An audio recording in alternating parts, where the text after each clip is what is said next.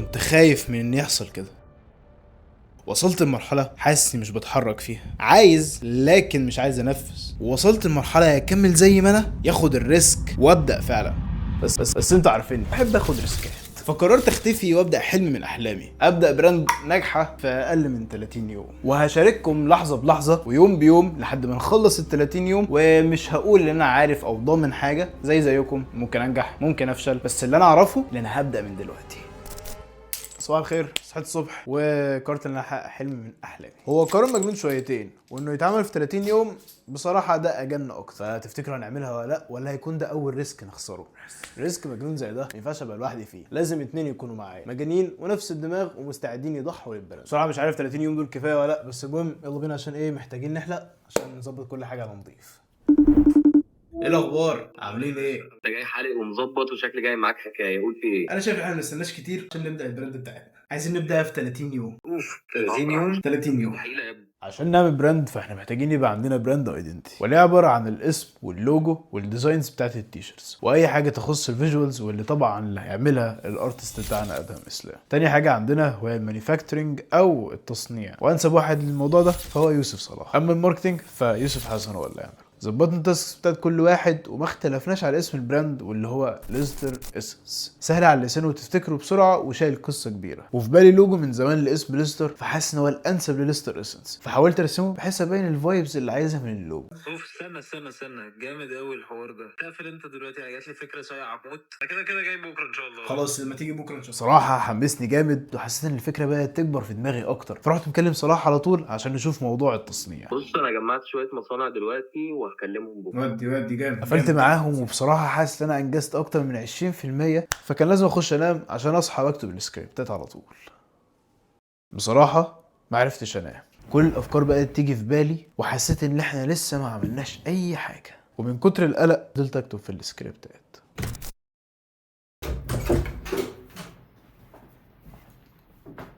ايه يا ابني في ايه؟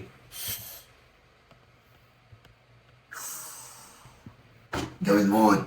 اورايت، ده كده تاني يوم لينا في الرحله بتاعت البراند بتاعتنا. الى الان ادم اسلام خلص اللوجو، يعني كل ما اريده وكل ما شرحته له عمله في لوجو. يعني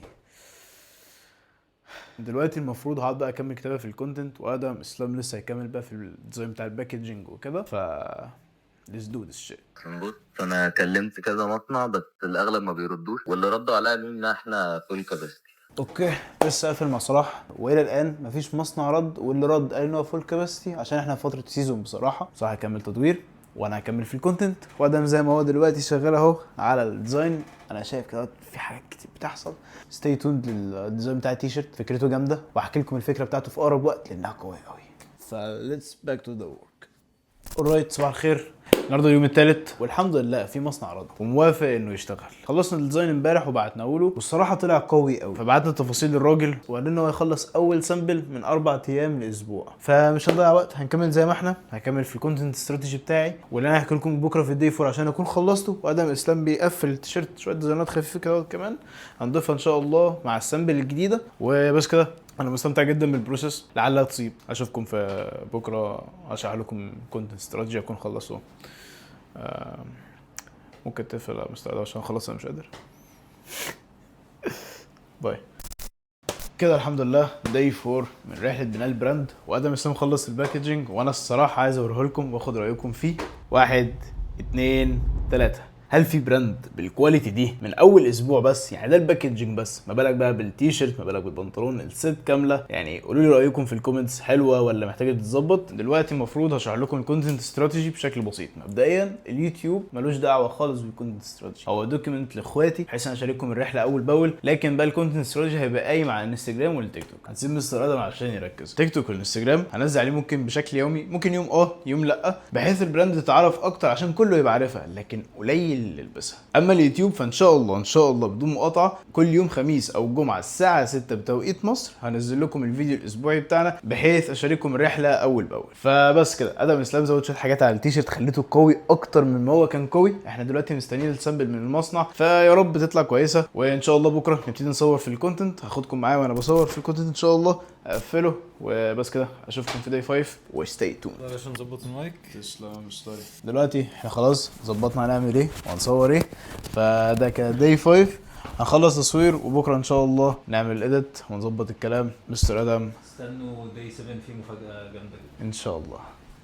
اوكي، ده اليوم السادس من رحله بناء البراند. بصراحه انا متحمس جدا لليوم ال30، مش قادر اتخيل يكون عامل ازاي، بس انا واثق ان هو هيكون يوم جامد قوي ان شاء الله. مع ذلك النهارده تقريبا هيكون اليوم كله بنعمل اديت عشان الفيديوهات تطلع لكم بشكل حلو، كل لاقي بيكم عشان تفتخروا بيها، لان ده مش شغلي انا، ده شغلي وشغلكم مع بعض. اشوفكم في الداي 7، ويا رب المصنع يكلمنا النهارده او بكره يبعت لنا السامبل. فبس كده اشوفكم بكره، السلام عليكم.